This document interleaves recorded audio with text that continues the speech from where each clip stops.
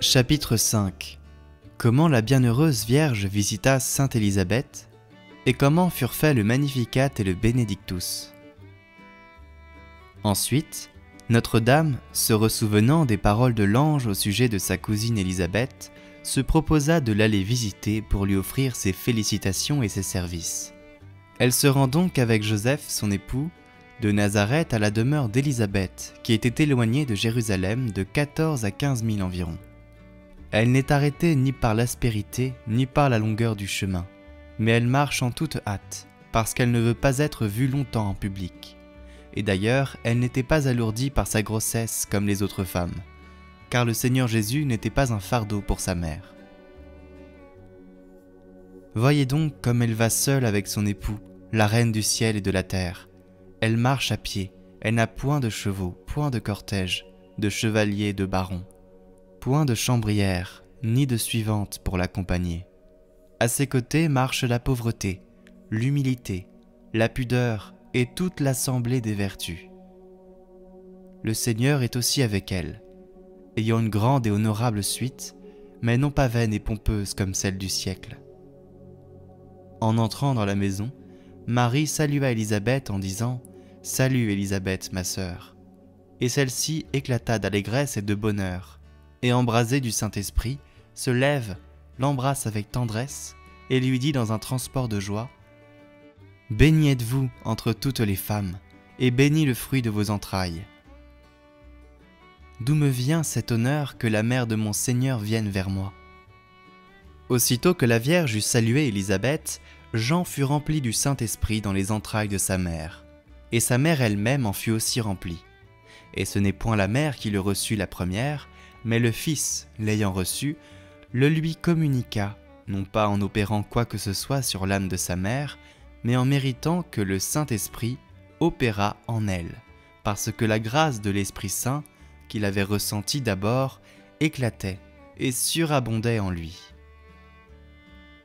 Et de même qu'Élisabeth avait senti la venue de Marie, de même Jean sentit l'arrivée du Seigneur. Aussi, il bondit, et elle prophétisa, et remarquait quelle fut la puissance des paroles de Notre-Dame, puisque leur simple prononciation conféra le Saint-Esprit. C'est qu'elle était si pleine du Saint-Esprit qu'en considération de ses mérites, il remplissait les autres. Marie répondit à Élisabeth en disant « Mon âme glorifie le Seigneur », etc. Et tout cet admirable cantique de joie et de louange. Ensuite, quand elles s'assirent, la très humble Notre-Dame, choisissant la dernière place, se mit aux pieds d'Élisabeth. Mais Élisabeth ne le voulut pas souffrir, et se levant, incontinent, la releva et la fit asseoir à côté d'elle. Alors Marie s'enquiert de la conception d'Élisabeth, et Élisabeth de celle de Marie. L'une et l'autre, elles s'en entretiennent, avec bonheur. Elle glorifie Dieu et passe des jours d'allégresse dans les actions de grâce. Notre-Dame resta chez sa cousine pendant 3 mois, l'aidant et la servant en tout ce qu'elle pouvait, avec révérence et amour, comme si elle eût oublié qu'elle était la mère de Dieu et la reine de l'univers. Quelle maison, quelle chambre, quel lit que ceux où demeurent et reposent ces deux mères portant de tels fils dans leur sein, Marie et Jésus, Élisabeth et Jean. Là aussi sont ces grands et admirables vieillards, Zacharie et Joseph. Or, le temps étant venu, Élisabeth enfanta un fils que Notre-Dame reçut et arrangea avec soin et adresse, ainsi qu'il fallait. Et le petit enfant la regardait comme avec intelligence. Lorsque Marie voulait le rendre à sa mère, il tournait son visage vers elle seule, ne se plaisait qu'avec elle, et elle jouait avec lui, l'embrassait et le caressait tendrement. Considérez le bonheur de Jean. Personne jamais ne fut bercé par de semblables mains. Au reste, il eut aussi d'autres grands privilégiés sur lesquels je n'insiste pas à présent. Le 8e jour, l'enfant fut circoncis et appelé Jean.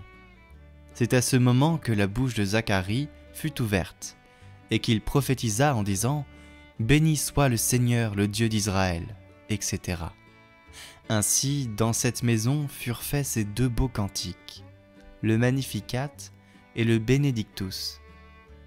Or, Notre-Dame se tenait derrière une tenture pour n'être point vue des hommes que la circoncision de Jean avait rassemblés, et de là, elle écoutait attentivement ce cantique dans lequel il était fait mention de son fils. Et elle conservait tout cela prudemment dans son cœur. Enfin, elle dit adieu à Élisabeth et à Zacharie, et bénissant le petit Jean, elle revint à sa demeure de Nazareth. Que ce retour vous fasse penser de nouveau à sa pauvreté. La voilà qui se dirige vers sa maison, où elle ne va trouver ni pain ni vin, ni rien de ce qui lui est nécessaire, car elle n'a ni bien ni argent.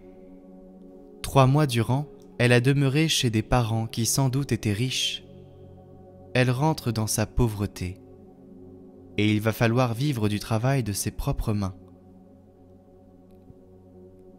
Compatissez à ses souffrances, et aimez plus ardemment la pauvreté.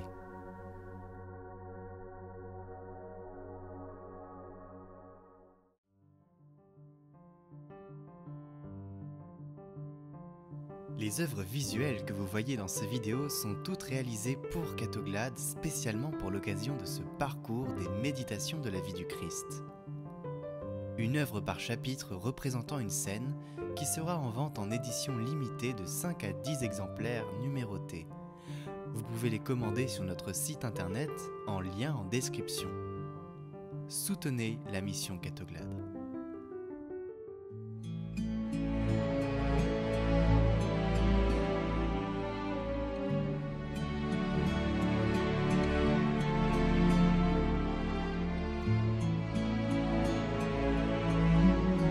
Écoutez la parole du jour, chaque jour sur Catoglade.